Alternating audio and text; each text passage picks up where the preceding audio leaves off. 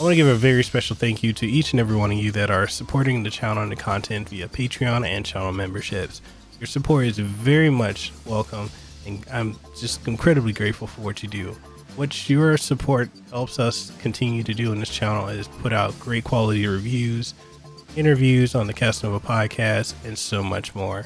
Thank you for supporting, and if you're considering becoming a channel member or a Patreon, then the links are down in the description below. You know what's actually crazy is the fact that Devil May Cry 3 is nearly 20 years old. The original game came out in 2005, and I remember clear as day where I was, and I was a teenager when that game came out and how I was obsessed with it. I played the crap out of Devil May Cry 3, went back and played Devil May Cry 1 and 2. 2 is a little fiefy, it's not really for me. But, you know, I really enjoyed Devil May Cry 3, and the fact that, you know, the series is going on, I've been there since the birth of it to where it is now with Devil May Cry 5 is just truly amazing.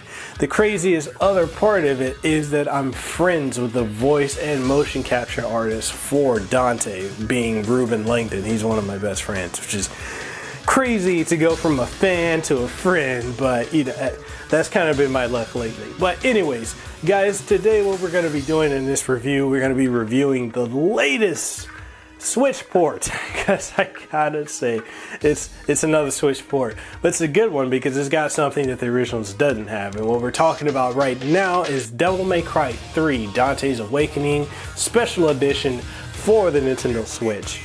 And I was not provided a review code for this game. I picked it up myself because I love the game, and being able to play Devil May Cry 3 portably is a dream come true. We've got Bayonetta, and I know a lot of people are like wondering why we're getting 1, 2, and 3 and not 4 and 5, and here's the thing. Capcom has never put Devil May Cry on the Nintendo platform, so they have to figure out if there's an audience for it. And so far there are. So another cool thing about Devil May Cry 3 being on the Nintendo Switch is the style switch feature, but we're gonna get into all of that. So what's up everybody, I'm Mekel, Kasanova, Hawaii's favorite YouTuber and host of the #1 podcast in the state of Hawaii, the Kasanova Podcast. I stream every Monday, Wednesday, Friday, and all weekend, so if you want to come and hang out with a ragtag bunch of cool folks, check us out every weekend.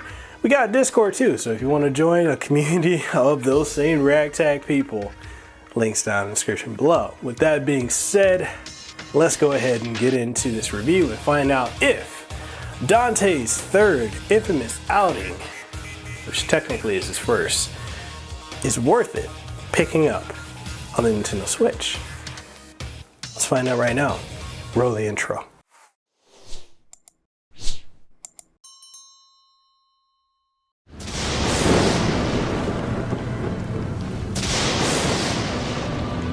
Oh, it's you. It's been a long time. I don't want another boring party. Get off my back. But you promised me a party, and that's what I want. That's up to your skills. Devil May Cry 3 was a game that originally released in 2005 and was met with both critical acclaim for bringing the series back to its roots and expanding on the sheer gameplay insanity, but also it received a lot of harsh criticisms as well, although not to the extent of Devil May Cry 2 or even DMC Devil May Cry. But this criticism was due to its steep difficulty, which was done by Capcom because they felt that Western audiences would find the game to be too easy.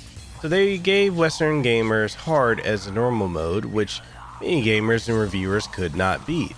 A year later, we got an enhanced version that balanced out the difficulty and, most of all, gave us Virgil, which fleshed him out further by giving him his own campaign and new cutscenes and just about rounded out the package. Now, while it's been nearly 20 years since the original outing of Dante's Awakening, this is the first time that Dante's third outing has ever graced the Nintendo platform. And honestly, the series as a whole, as Capcom has recently not only released the original Devil May Cry trilogy, but also most of the Resident Evil core series, and also Onimusha on Nintendo's current titan of the Nintendo Switch. So, does Dante's third outing with the addition of the Switch exclusive style switch mode make Devil May Cry 3 Special Edition worth owning again? Or should we stick with DMC's spiritual successor in Bayonetta and let devils cry? Let's find out. The story of Devil May Cry 3 kicks off in Medias Res, which means in mid-story, with Dante and Virgil fighting atop the tower known as the Timid Negru, with Lady giving a narration of the story of the Sons of Sparta, and their recurring clashes, which ends with Dante losing the battle to Virgil, to not only have his amulet taken and then impaled with his own sword by Virgil. We shift scenes after a phone ring and we find Dante coming out of the shower to answer his phone to say that, Sorry, not open for business yet. I haven't even picked a name for this joint, and I'm already getting calls. and then eats pizza as a mysterious bald man enters the shop. You a customer too? Well, if you want to use the bathroom, help yourself. The toilet's in the back. Is your name Dante, son of Sparta? Where did you hear that? From your brother.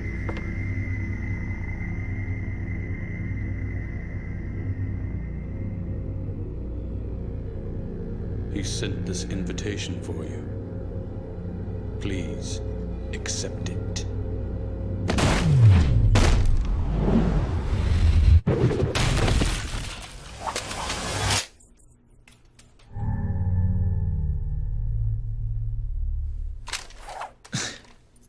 Invitation, huh?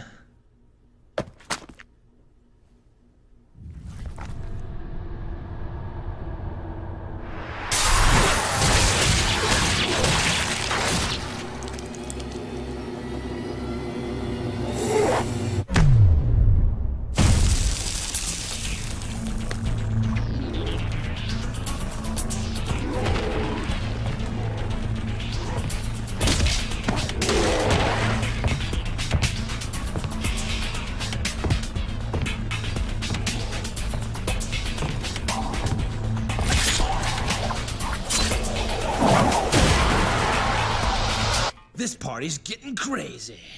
Let's rock.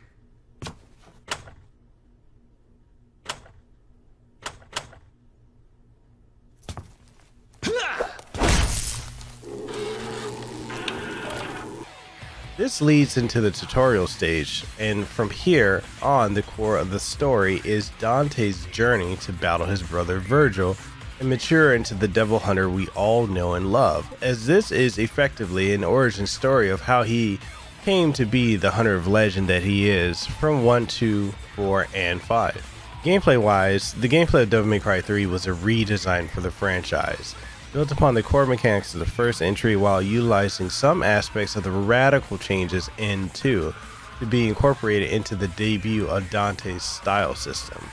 Moves such as Twosome Time, Bullet Rain, Dodge, and more from Devil May Cry 2 were incorporated into the Gunslinger and Trickster style, while 2 additional styles were created to add emphasis on Dante's sword style for more offensive gameplay, as well as Royal Guard for defensive styles. In the original release, as well as the special edition release, you were able to select 2 styles and weapons and go into battle should you either start the mission or you find one of the Gods of Time statues. In this Switch edition, you're given the option to play the game in its original release or the Switch exclusive style switch mode, which gives you all 4 of Dante's 5 styles at the start, allowing you to switch on the fly, which is in and of itself a pawn and play on the Nintendo Switch.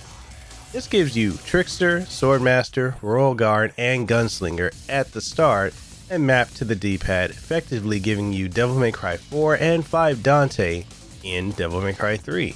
And honestly opens up new combat possibilities, which when you think about it, it really makes you realize how amazingly made Devil May Cry 3 is to still stand the test of time and find new avenues to showcase its greatness. So you have your sword button, gun button, jump button, lock on button, and style switch buttons. And the beauty in how the buttons are laid out is in how the game rewards you for how creative you can get in dishing out the pain to the various demons and to try to grow your stylish meter. The stylish meter grows from a D rank all the way up to a triple S rank based on how well you fight and how many combos you can chain together.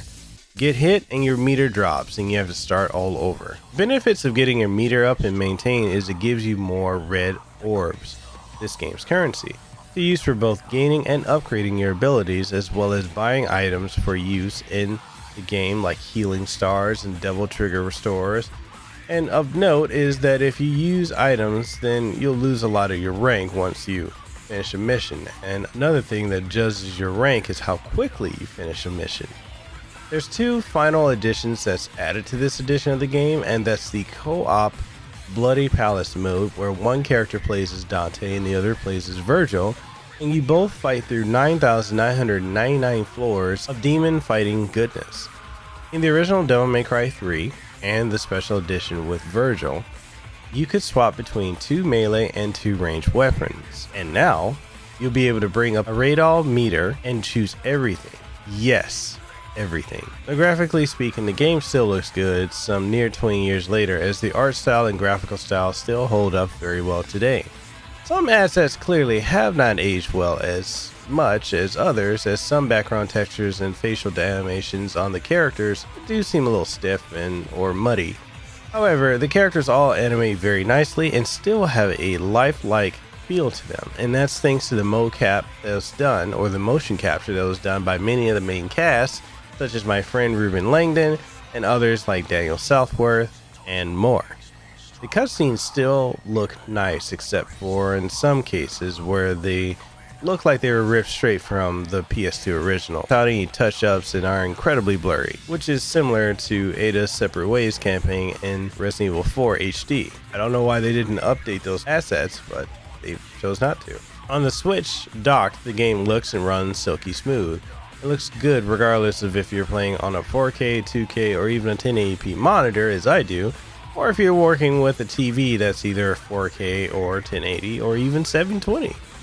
Undocked, it looks really good running at 720p at 60 frames per second, and on the Switch Lite it's just vibrant because of the better screen in comparison to the original Switch and the updated one. Now let's talk about the sound. The game still sounds so amazing with its timeless battle themes and the OST. The characters are voiced so well that even Dante's cheesy one-liners come off way better with less angst than 2013's reboot Dante. So, this is what they call a heartwarming family reunion, eh? You got that right.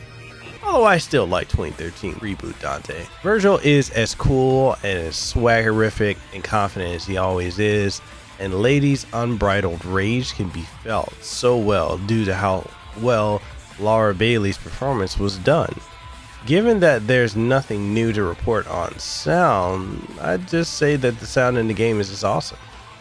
Now, as far as the downsides, there aren't many. Primarily, the only issue is some of the cutscenes that were just up and lifted from the previous PlayStation 2 entry, but that's been an issue since the PS3 and 360 re-releases, so that's not new here.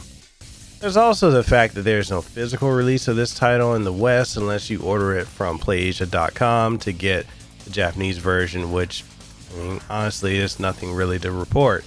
Well, there is one more thing. Now, I know there's a lot of people that are truly upset at the fact that this new addition to this version, which is a style switch, although you can get that on the PC version via a mod, the Switch is exclusively going to have this feature, and a lot of people are not very happy about that and would like it to be added to the PlayStation 4, Xbox One, 360, PC, and PS3 versions. Although at the time of this review, that is going to remain a Nintendo Switch exclusive feature. So to wrap up, let's just wrap it up, put a bow on top, make it look pretty, and present it. And honestly, I need you to do this. Close your eyes, take a deep breath, and say it with me, and say it proudly. The MC is back! The reality of having Devil May Cry 3 in portable form is a dream come true, and with the excellent performance docked and undocked and on the Switch Lite, you just can't go wrong. And honestly, that goes for the entire Devil May Cry trilogy being on the Switch. And between Devil May Cry and Bayonetta, you just can't go wrong for some hack and slash action. Yes, Devil May Cry 2 is not the best, but it's not an entirely terrible entry. Devil May Cry 3's freestyle switch system adds tons of depth and replay value to an already insanely great game for the low price of $20, not to mention the new co-op Bloody Palace mode that adds so much additional replay value for even more decades to come. And to top it off with the true factor, it's the fact that portability is a reality that is way better now that you got Devil May Cry 3 on the Switch. I mean, my guy, it's on the Switch. I'm just saying. It's safe to say the Devil May Cry 3 Special Edition is a game that you need if you have a Nintendo Switch. We are the sons of Sparta. Within each of us flows his blood, but more importantly, his soul!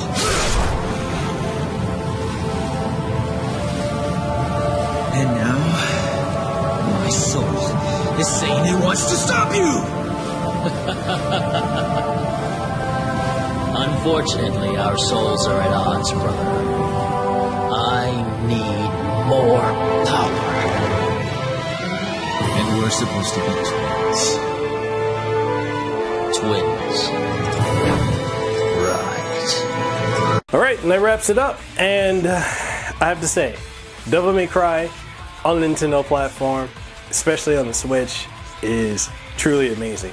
Now, I understand a lot of people being upset with the price of, at the time of the recording of this video, being $20 for each entry in the Devil May Cry trilogy. But here's the thing, like I said already, Capcom didn't know if there was an audience for it. True, we have Bayonetta, which is technically a spiritual successor to Devil May Cry, but the original, the OG, has never been on a Nintendo platform until now.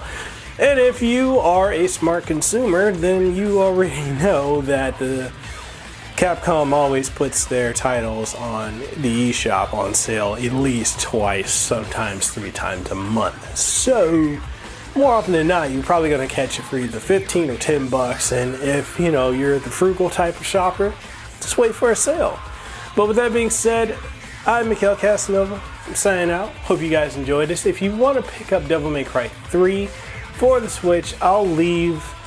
Well, actually, I can't leave Amazon affiliate links because it's digital only unless you get the Japanese version, which is physical. But I'm not going through all that. With that being said, I'm signing out. If you liked the video, give it a like. If you didn't like it, give it a thumbs down.